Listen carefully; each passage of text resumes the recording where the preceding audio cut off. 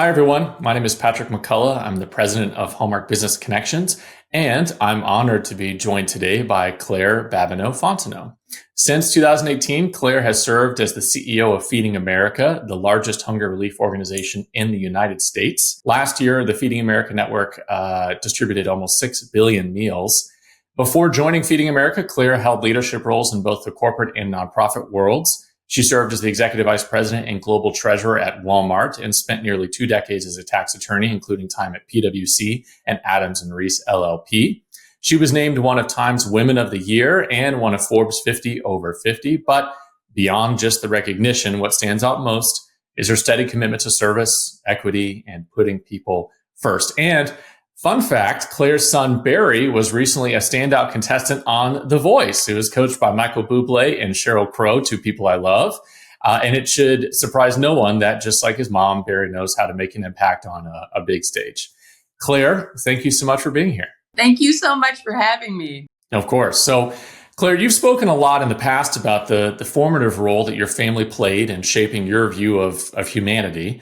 You were raised in a family that welcomed, over 100 children. How does that experience continue to influence your leadership today, especially in how you think about equity and trust and being of service to others? I came to realize, Patrick, several years ago that I was engaging in conversations with people who endeavored to try to know who I was without even explaining what my family background was.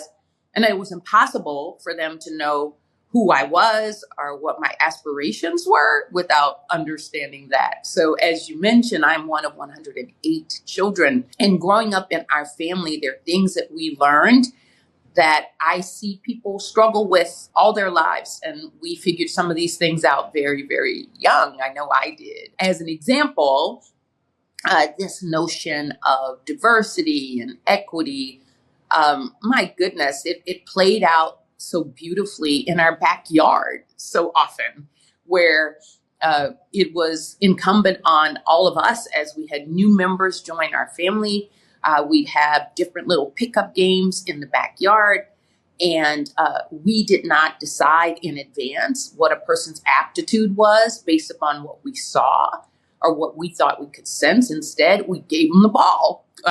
We explained what the rules were, the unwritten ones, and we always had our little family rules. And we gave everybody a chance to play. And we were amazed by where people were able to excel, that a tall person like myself, which they might not be able to tell by looking at me sitting down, but I'm nearly 6 feet tall. One might think that I would be a good person to give the ball to when you're playing basketball. That would be unless you actually saw me play basketball, in which case you'd say, I should do what my family, I kind of delegated myself this task.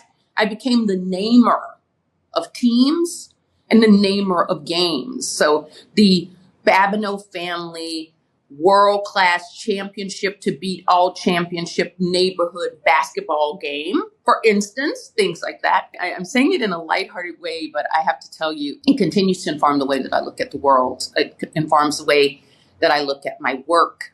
It encourages me to constantly be attracted to that which is different, to invite differences in, and to be open to learn from people who have perspectives that I don't have. Every team I've ever worked on, where I've had the opportunity to lead, one of the distinguishing characteristics of those teams would be that they became more diverse in every sense of that word after I was there than they were when I arrived. And then a very, very important additional distinction, whatever the metric for success was for that team, they did more of it. There's a direct correlation between encouraging diversity as a strength, diversity in all of its beautiful aspects as a strength, and winning. And I really like to win. My family does too. That's why they didn't give me the ball anymore after I showed that I'm not that good at shooting or dribbling or passing. You get it. Yeah. But the chief namer of games, which I can appreciate as a skill. Yes. Yes. I think, I love that story in part because I think it reminds me often, we talk about, DEI in this world all the time, the three letters that come up. In the nonprofit space, I've come to learn and appreciate a slightly different acronym, which is WIDE, starts with welcoming as its foundation ahead of any other principle. And that was, I think, at the kind of the foundation of your story, that if you have to start with welcoming everyone to the team and then work from there. And yet I think it's a wonderful lesson. And it's not a surprise that that's kind of what was the core to your foundation and how your career has been built out. As we speak about your career, you became CEO of Feeding America just 2 years before the pandemic, and you led that organization through one of certainly its most visible, but also urgent moments in its history. As that visibility fades, I think it's probably safe to say the need remains, right? How do you maintain long-term engagement, not just in moments of crisis, but in those quieter seasons when public attention naturally kind of shifts to other needs in other areas? One of the most important things that we've done together, and I've helped to lead, is to make a clear determination about who the arbiter of success is. So knowing your true north is the thing that keeps you focused, is the thing that keeps you motivated. And there had been this way of speaking in our network where people at the national organization might say, well, we work for the food banks. And it was rather controversial when I came in and I heard someone saying that. I said, oh, no, we don't work for the food banks. They said, oh, no, they're our most critical partner. The person would say to me in one manner or another, and I'd say, yeah, true. They're among our most critical partners, but we don't work for them. They and we work for people experiencing hunger. That is, I believe, the most consequential contribution I have made to this work. And no matter what else I do in the work, I know that will be the most consequential thing. If they are not achieving what they aspire to for themselves, we have this aspiration that every person, every community, and every person in it have the resources that they need to thrive. So we go back to them constantly and we ask them, how are you doing? What's changed for you? Is there more we could do? What would be helpful to you? And they keep us energized. So we talk to them, we listen to them, we focus on them, we center them, we bring them into conversations. We don't make big decisions without them, and they keep us motivated and centered. So I think as a leader, having a good sense of what True North is, ensuring that the enterprise is aligned around that True North, and then having a sense of the arbiter of whether or not you've reached it. Whom is that? And going back to them, those are the things that I think keep us energized and motivated. I know that you've said in the past that people want to feel respected and not rescued. And I think that phrase resonates deeply with Hallmark and our mission and what we do. Can you unpack, though, for folks listening, what does that mean? What does it mean to you? What does it mean to the organization? And maybe more specifically, how does it show up in Feeding America's communication strategy, your marketing strategy, and your storytelling and your donor outreach and things like that? It's absolutely critical. We operate out of a belief in abundance and an asset framing. I am a person who has been food insecure, and I am able. I was a college student, like many college students. I was first to get the chance to do the things that I was doing. I was actually in law school. I found myself without any money, with no gas for my car, and with no food. And I turned to others to help me to be able to make ends meet. That didn't mean my brain didn't work. It didn't mean I was not able. It didn't mean I was not dedicated and earnest, that I didn't have a vision for my life, that I couldn't contribute to my own future. It meant that at that moment in time, I needed some food. And I think sometimes we can fall into a trap in philanthropy where we feel most rewarded by what we do for other people.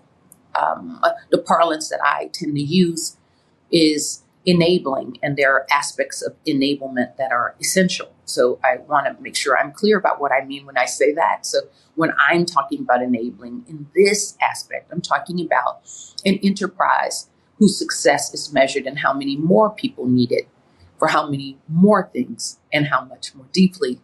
And we have, on purpose, eyes open, pivoted to a realization that we will be at our best to the extent that we are catalytic.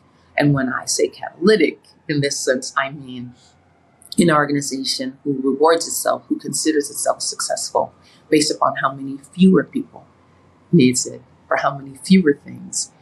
And you want this to be an area that's shallow.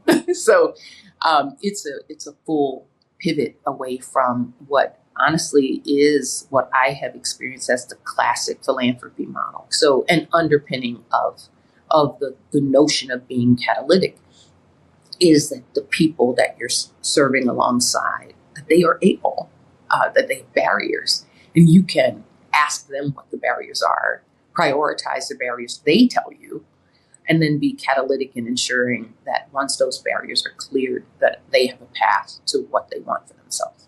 As you think about your messaging strategy and you're trying to keep these people engaged year after year, are you focused on the moment as kind of you just described it, right? The action that we're taking, or is it about the message, right? In the communication strategy or the medium, or obviously some version of all three of those?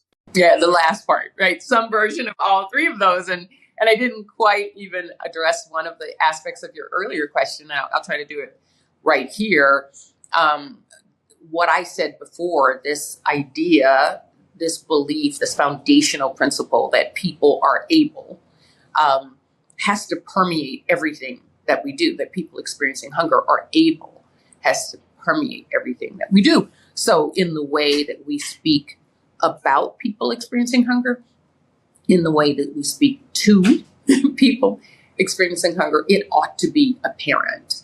So when you witness the messaging that we have in whatever format, we do all of it imperfectly, by the way. So if you were to scrutinize it, I'm sure you'd find ways we could get better. If you do, any of you find ways we could get better, let me know. Claire Babineaux-Fontenot, the only person in the universe with that crazy last name. I'm pretty easy to find. Let us know, because we're endeavoring to get better and better and better at that. So we ask ourselves, were that a characterization of me? How would I feel about that? Like, what do I want to be defined by what I don't have? Or do I want to be defined by my aspirations, my strengths, and what I do have?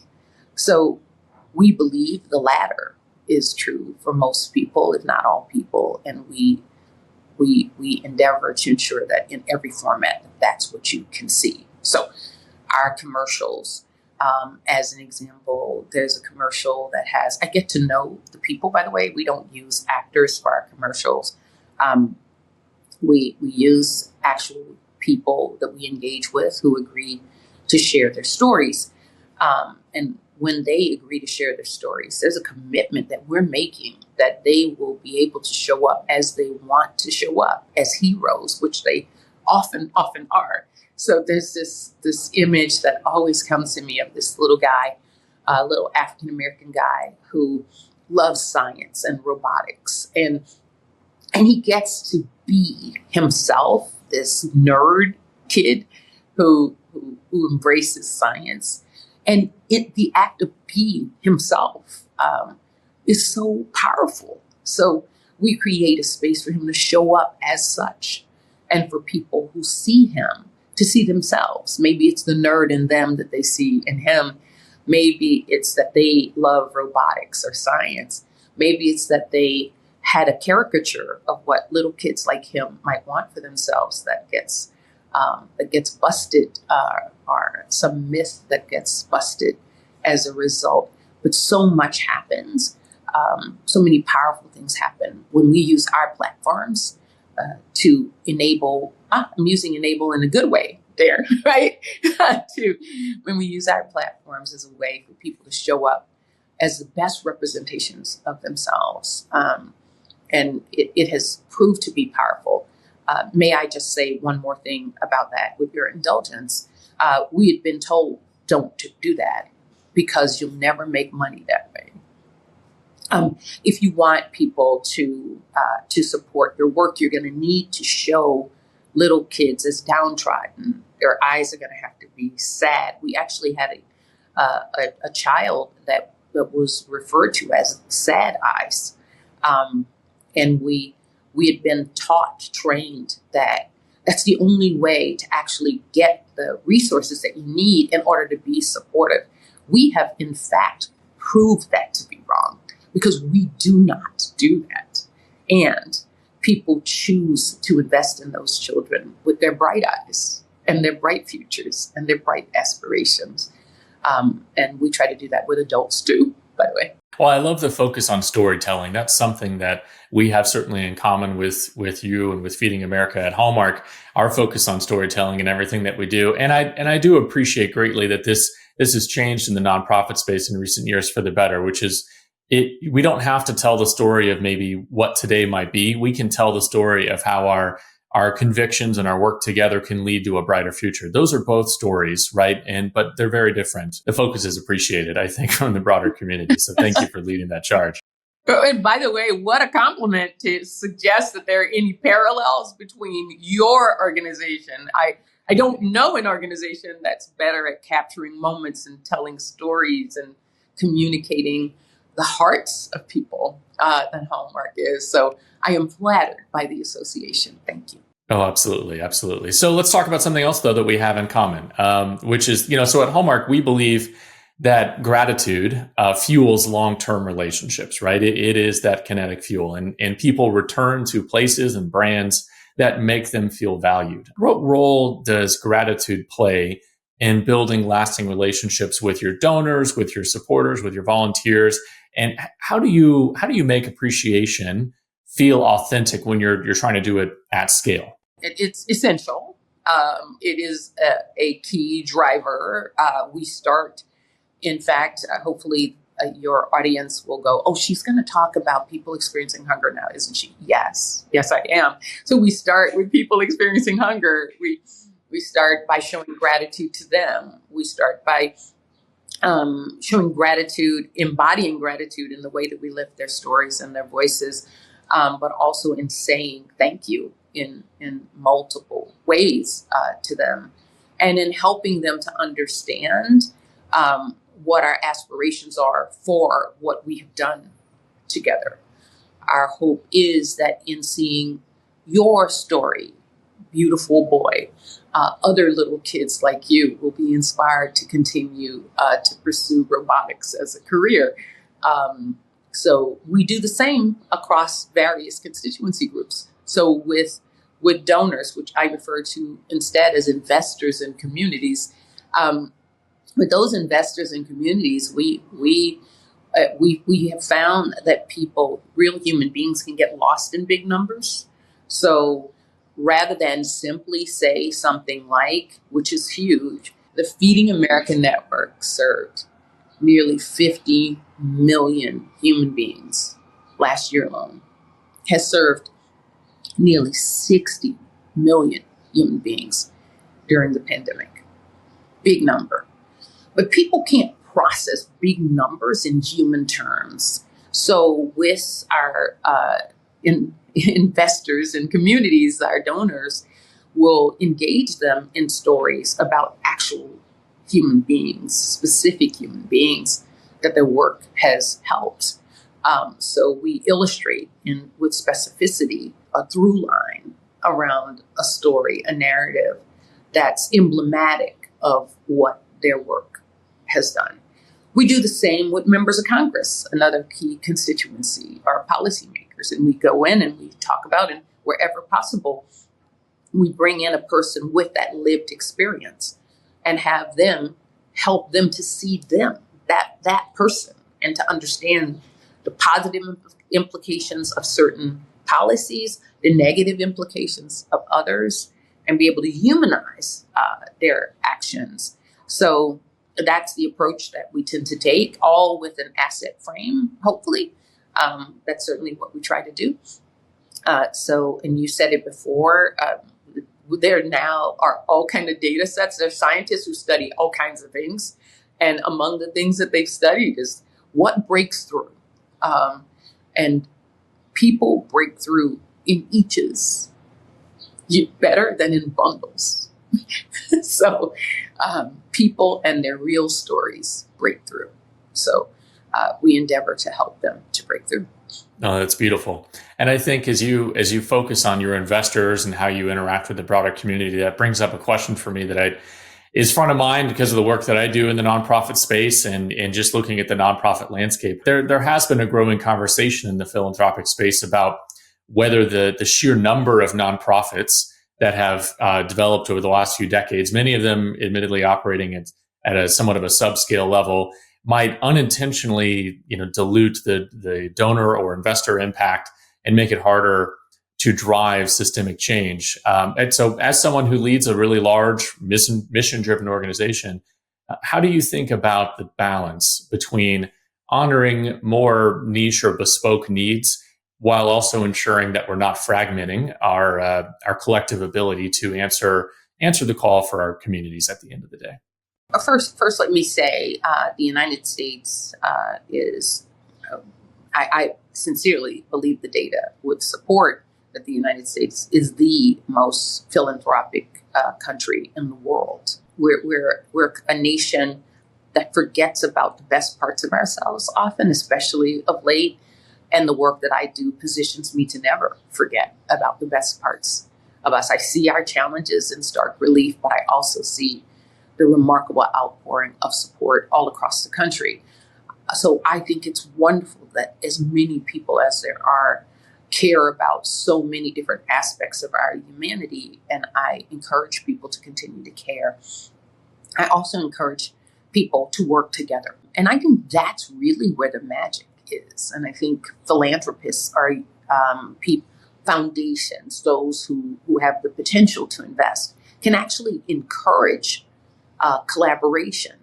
So when there's an area that they are deeply interested in, and there are 100 nonprofits who are dedicated to that area, one of the things they might use as a filter is how inclined are you to work with each other, and have an expectation that they will greenlight initiatives that have embedded inside of them co-creative, collaborative designs for the work. I think that's a powerful way to do that. And when people hear about Feeding America, maybe I can unpack that for a moment, Patrick. Feeding America has a national organization, a national office, if you will, and then those hundreds of food banks all across the country, and then 60,000 agency partners and meal programs. So Feeding America is a collaborative. Feeding America is not one organization. It is a network comprised of so many different organizations working together. So we are a testament to the fact that you can actually bring together a lot of organizations, all of whom care desperately about their communities, each of whom have unique opportunities to serve, unique insights. You can bring them all together, all across this whole nation, as diverse as it is, and put them to the task of working together to create positive change. And it works. So that's my recommendation. And it is often the case. Feeding America walks in. Not only are we the largest anti-hunger organization or hunger relief organization in the United States, according to Forbes, we're the largest nonprofit in the United States. We walk into a room, people expect us to try to take over.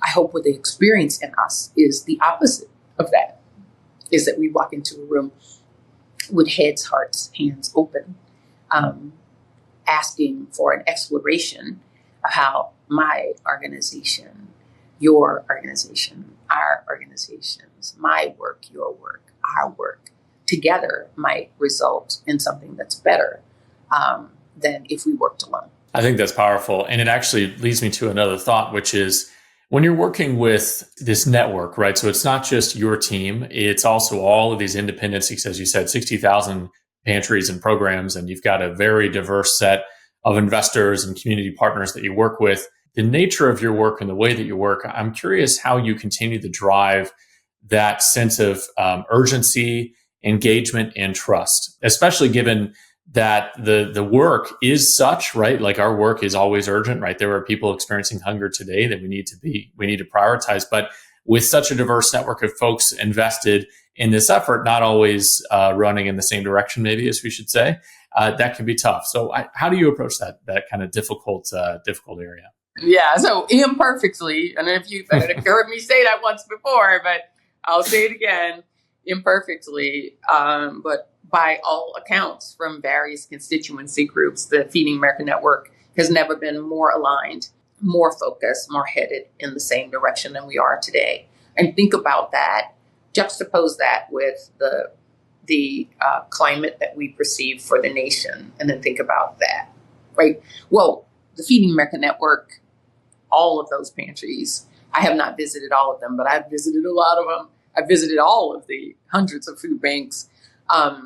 And there's a common thread among all of them. They're deeply committed to helping their communities to get the food that they need. And then the earlier point that I made, which is the arbiters of our success will actually be people experiencing hunger.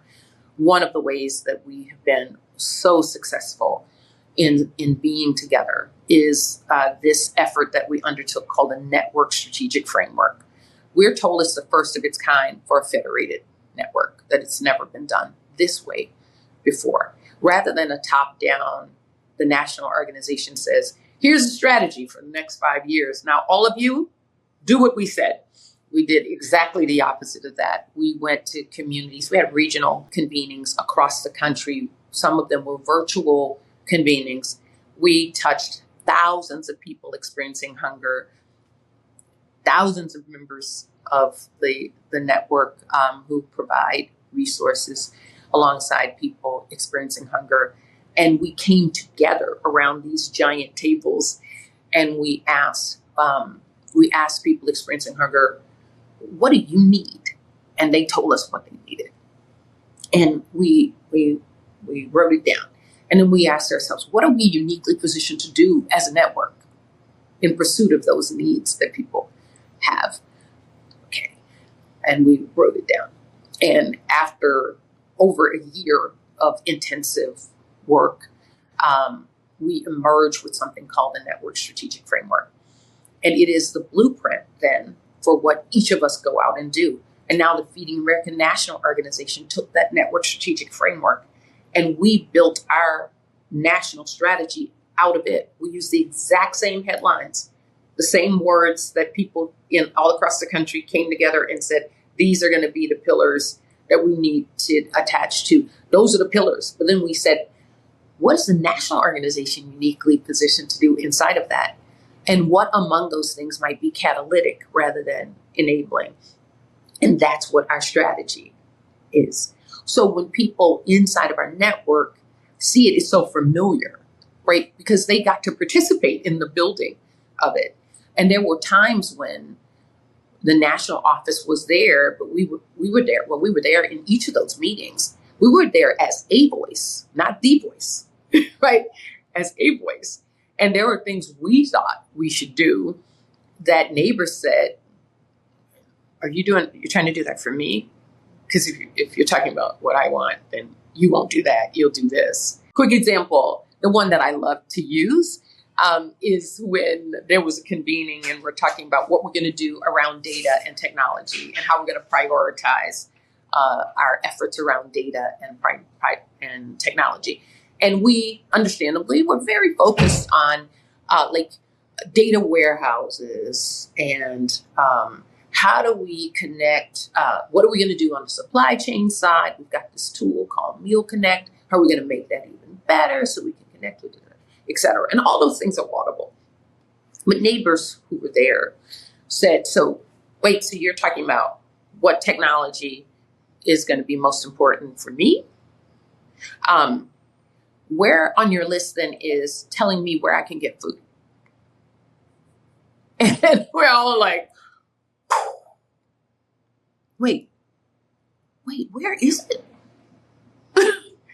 Okay, so maybe that ought to be on the list. In fact, maybe that ought to be first on the list, right? But when instead of the national organization going to a pantry in a community that we don't live in, right? A community they know way better than we do. and telling them, here's what you need to be working on. You need to do X and we expect Y. And if you don't give it to us, we won't give you any money and we'll make sure you don't get any food. If we did it that way, by the way, the people we work with, they'd say, well, keep your money and keep your food because you are not going to tell us what to do because you are not the boss of us, right? It's so compelling now when so many of them were in the room and they were there when the epiphany happened and they had the same aha. And then they're like, that kind of makes sense. So that's what I think has been so beautifully transformative for our network and keeps us aligned. On the one hand, we've had this remarkable ability to attract people to this work who are so sincere in their desire to ensure that people get the food that they need. And two, we've ensured that the experts in what's needed and the expert partner in creating solutions are the actual people who would benefit from the solutions, so that we don't often find ourselves in a position of paternalism as a national organization, wagging our fingers and telling people, you better do it because I said so. It didn't work with my kids. It doesn't work with grown people either. And I think it brings us back to something we talked about at the very beginning of this conversation, which was that one of the best leadership traits and styles and strategies that we can have is how can we serve our constituents at the end of the day, whether it's developing a business strategy or executing it. Having service at the heart of everything we do, I think, helps to clarify that mission, right? And that makes a tremendous difference. So thank you very much for this conversation. I think your leadership and your story reminds us that human connection is, I think, the foundation of trust and resilience and progress. So Hallmark, we believe that when you care enough, you really can change the world. I think you're definitely proof of this, and as is your organization. But I'm curious, as you think about that Hallmark belief and this Hallmark story, is there by chance any tradition or memory or story that comes to mind as you think about it? Oh, absolutely. There is. And I thank you, Hallmark, for tree trimming party. Let me unpack what that is. So I grew up in South Central Louisiana. Over 90% of my siblings still live within at most a 10-mile radius of the home that we grew up in. So for me to be a person who moved from Opelousas to other places was to differentiate myself from the pack, if you will. So as I found myself moving due to these remarkable opportunities that I received throughout my career, I sometimes I always looked for connection in those places. And I came up with an idea. Thank you, Hallmark. So the idea was that in each of these places, these new places that I go to, I have a tree trimming party around the holidays. And the way the tree trimming party works is each person brings an ornament. And the ornament has to say something about them that I may not know, something about me that they think's kind of quirky, or something that defines our relationship. And I choose for this party people that I've met over the course of the 12 months, who have inspired me in one way or another. So centered on that, I have what I call the friendship tree at Christmas. And it has all of these. I've been doing this now for many years. I have hundreds of ornaments from these tree trimming parties. And if I may, I'll talk to you about two of them. So one that really sticks with me is that I received, and the very first one that I ever did was in Baton Rouge, Louisiana, which is where I went to school. But I found when I was a professional there that I didn't really feel connected to the community, and this was my binder, if you will. So, and a lady that I met who's the wife of my husband's best friend, she came and she gave me an ornament, and it's a little ballerina, and her daughter's name was Sydney, as was mine, and she said, we share a Sydney. She's no longer with us. And we both had cancer. But unfortunately, she succumbed to hers. But every year I can remember her and remember the things that connect us together. Remember the hopes that she had for her Sydney, like I had for mine, and the opportunity I have to be a good mom today, and that those things are not guaranteed, and they're never to be taken for granted. So thank you for that. Another is here at Feeding America, the most recent one that I had, brought together members of our team. And I actually gave them an ornament, and they provided ornaments as well. And I don't always give out ornaments, but I did.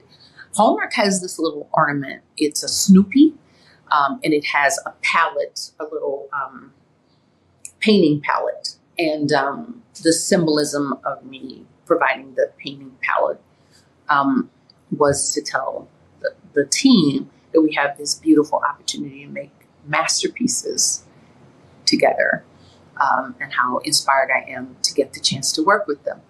And they all brought different things, and this team is so beautifully diverse. I got all kinds of ornaments, some of them from Poland. I mean, it was just magical, all the way to a Prince.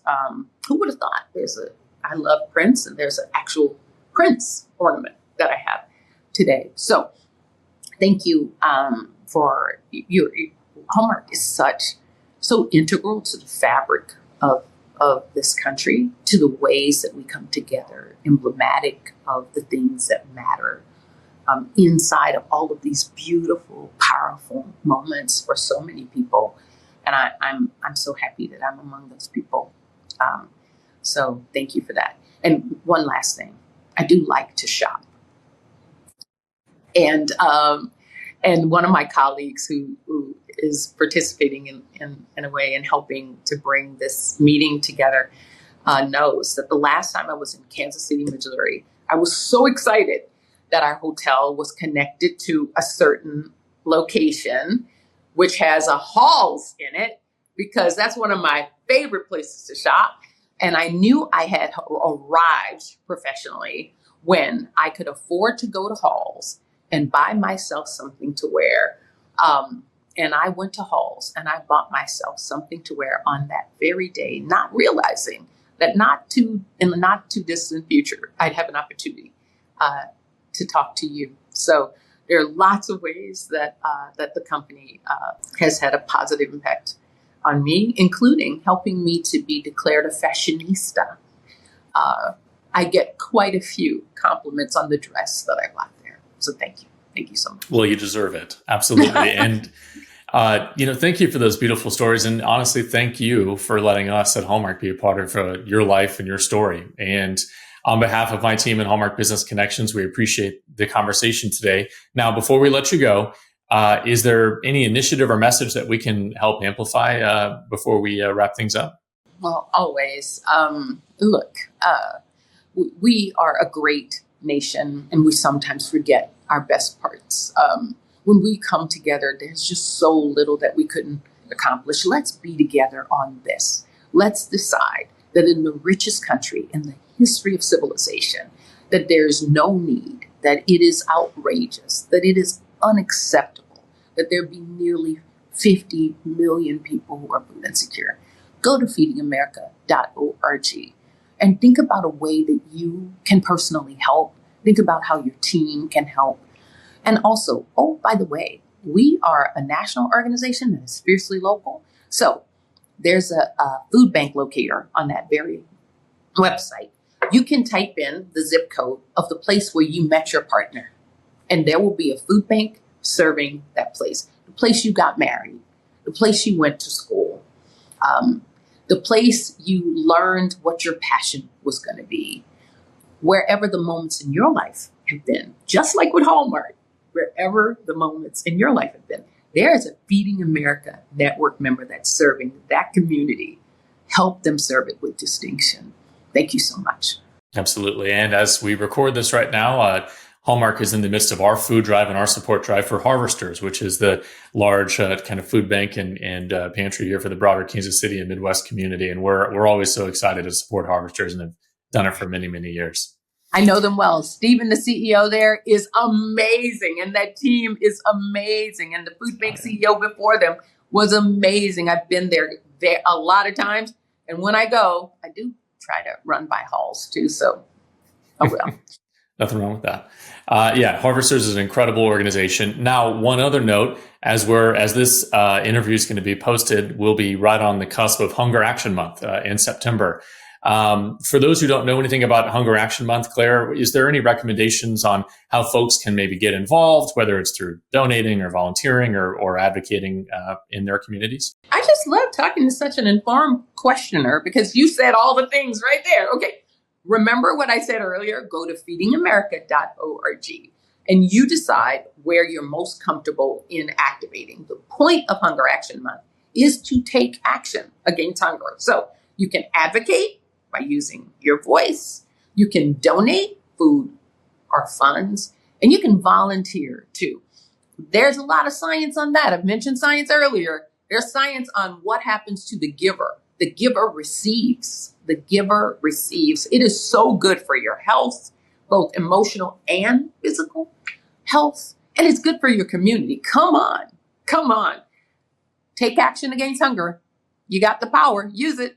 Oh, that's fantastic. That's absolutely great. I love that message. Claire, thank you again for your time. And thank you for all the good work that you're helping to enable in our communities. And we wish you and your team the very best. Thank you so much. Back at you.